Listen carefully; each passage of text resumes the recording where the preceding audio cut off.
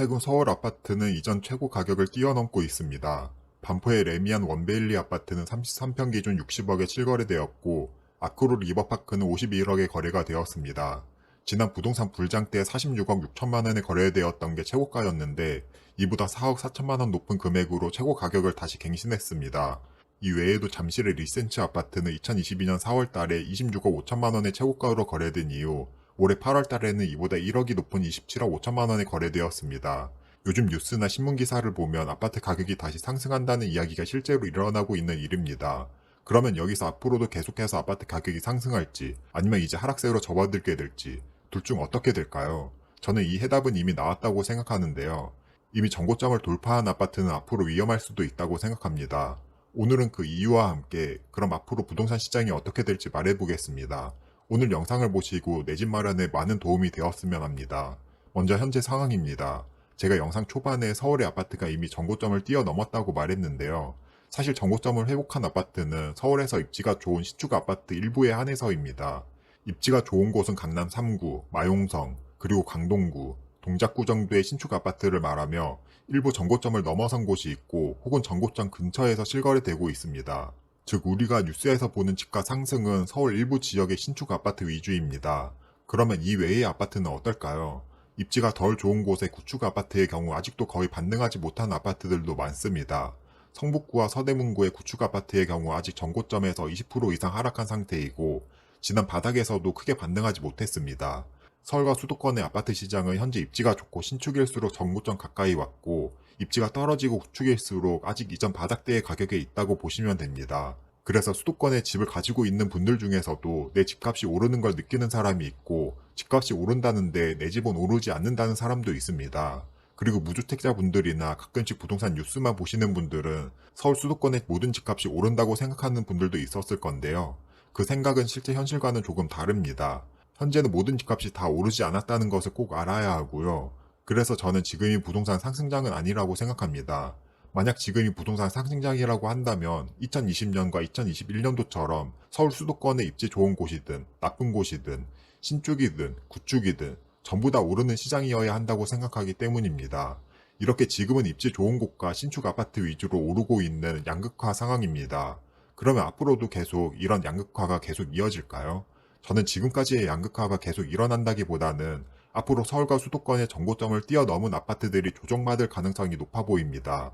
그리고 그 이유를 들어보자면요. 첫 번째로 지금 수도권의 입지 좋은 신축 아파트가 상승한 이유가 정책의 영향을 받기 때문입니다. 정부의 정책이 똘똘한 채를 갖는 게 유리한 방향이기 때문에 상승한 이유가 큽니다. 현재는 강남 3구만 규제 지역으로 묶이고 나머지는 비규제 지역입니다. 서울의 강동구와 지방의 그 어떤 도시와도 똑같은 비규제 지역입니다. 두 곳 다 비규제 지역이라면 인구 소멸이 우려되는 지방의 아파트보다는 서울의 아파트를 선택할 확률이 높습니다. 또한 취득세 규제로 3주택 이상 늘리기가 쉽지 않습니다. 기존에 2주택을 갖고 있던 사람이 만약 추가 자본이 있어서 아파트를 사려고 한다면 지금은 취득세만 8%, 12%를 내야 하기 때문에 추가 취득이 부담됩니다. 반면 기존에 갖고 있던 2주택을 팔아버리고 내 자금으로 갈 수 있는 가장 좋은 아파트를 택할 수도 있습니다. 이때는 취득세도 중과되지 않고 종부세, 양도세 등 세금의 혜택을 받을 수 있습니다. 부동산의 3대 세금인 취득세, 종부세, 양도세를 최소화할 수 있는 방안이 현재로는 똘똘한 한 채를 취득하는 것이기 때문입니다. 이렇게 정부의 정책인 똘똘한 한 채, 가장 좋은 아파트 한 채 포지션으로 인해서 수도권의 입지 좋고 신축인 똘똘한 아파트가 올라왔습니다. 하지만 이러한 정책적인 요인은 언제든 바뀔 수 있기 때문에 앞으로 다시 예전처럼 지방의 아파트는 규제를 풀어주고 서울의 아파트는 다시 규제를 한다면 똘똘한 한 채가 하락할 가능성이 있습니다. 정고점을 뛰어넘은 아파트가 앞으로 침체될 가능성이 높은 두 번째 이유는 전세가율입니다. 아파트의 가장 기본 중에 하나가 전세가율입니다. 전세가율이 낮다는 말은 전세가격을 나타내는 실거주 가치보다 매매 가격을 나타내는 투자 수요가 더 크다는 말입니다. 이 말은 본 가치 대비 투자 수요가 끼어 있어서 거품이 있을 수 있다는 이야기입니다. 현재 잠실 리센츠 아파트의 전세가율은 46% 수준으로 50%가 되지 않습니다. 이 수치는 지난 부동산 상승장의 최고점이었던 2021년 11월의 전세가율과 거의 유사합니다. 다들 아시다시피 2021년 말 이후 2022년에는 엄청난 하락이 있었죠. 지금도 전세가율이라는 수치를 봐서는 매매가가 더 크게 상승하기는 어려워 보입니다. 똘똘한 한 채를 소유하고자 하는 투자 수요가 강해서 전세가율이 너무 낮기 때문입니다. 참고로 리센트 아파트의 전세가율이 높았을 때는 80% 수준까지 갔던 적도 있었고 평균 전세가율은 56.8% 수준으로 현재 전세가율은 아주 낮은 편에 속합니다. 앞으로는 전세가가 올라가서 전세가율이 높아지거나 매매가가 내려와서 전세가율이 높아질 거라고 생각합니다. 반대로 매수하기 괜찮은 타이밍은 이전 최고 전세가율인 80% 수준은 아니더라도 지금보다는 더 올라야 괜찮다고 생각합니다. 세 번째로 말씀드릴 내용은 서울의 입주가 단기적으로 꽤나 많습니다. 올해 11월 둔촌주공 아파트 12,000세대 입주를 시작으로 장인 뉴타운, 이문 희경 뉴타운의 대단지가 입주를 하고 서울의 수요를 흡수할 수 있는 광명이나 안양, 인천 검단에도 입주 물량이 꽤나 몰려 있습니다. 입주 물량이 얼마 없어서 상승을 예측하시는 분들도 있지만 당장 내년까지는 그래도 어느 정도의 입주 물량이 있고 이는 서울의 수요를 꽤나 흡수할 수 있습니다. 또한 수도권의 집값이 반등해서 지금은 수도권의 분양시장도 괜찮습니다. 현재 지방이 미분양으로 힘든 시기를 겪고 있지 수도권의 분양시장이 좋습니다. 서울 자체만으로 놓고 본다면 올해 상반기까지는 입주 물량이 적어서 가격 상승 요인이 되었지만 11월 준촌주공을 시작으로 내년까지 그리고 수도권의 입주 물량이 꽤나 되기 때문에 앞으로 이에 대한 영향을 받을 것 같습니다.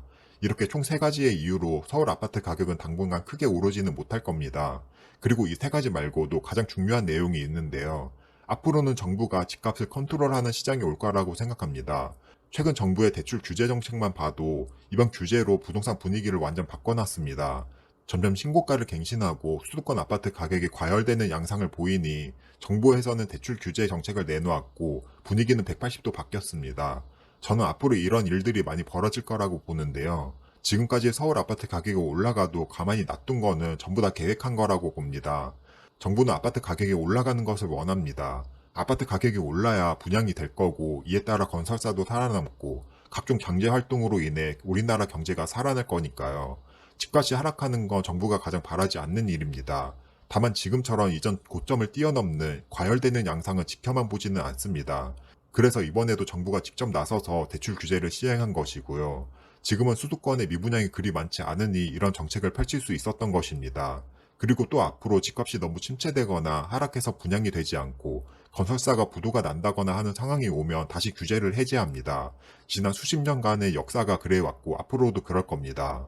그래서 저는 앞으로 정부의 움직임에 따라서 아파트 시장에 대처해도 된다고 생각하는데요. 정부가 규제를 시작했다라는 말은 이 정도면 고점에 다달랐구나 라고 이해하고 정부가 규제를 풀었다는 말은 이 정도면 바닥 근처까지 왔구나 라고 이해하면 쉽습니다.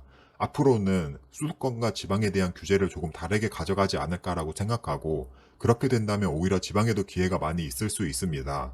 이 부분은 추후 유튜브 영상으로도 다뤄보도록 할 테니 구독 안 누르셨다면 꼭 눌러주세요. 정부가 바닥 시그널을 준다면 다시 유튜브 영상을 찍어보겠습니다. 그럼 오늘 내용을 정리해보겠습니다. 현재 상황은 수도권의 아파트가 전체적으로 상승하고 있는 것은 맞습니다. 하지만 입지가 좋고 신축일수록 가격이 올랐고 입지가 나쁘고 구축일수록 가격이 반등하지 못했습니다. 정고점을 회복한 입지 좋고 신축인 아파트는 앞으로 심체장이 올 거라고 했는데요. 그 이유는 첫 번째로 정부의 정책으로 인한 고평가이기 때문이고 두 번째로는 전세가율이 낮기 때문, 세 번째로는 앞으로 시작될 입주 물량 때문입니다. 그리고 앞으로는 정부가 우리나라 집값을 컨트롤할 수 있기 때문에 정부의 규제 정책과 완화 정책을 잘 보면 고점 신호와 바닥 신호를 파악할 수 있습니다. 이렇게 정리하면서 오늘 내용을 마치도록 하겠습니다.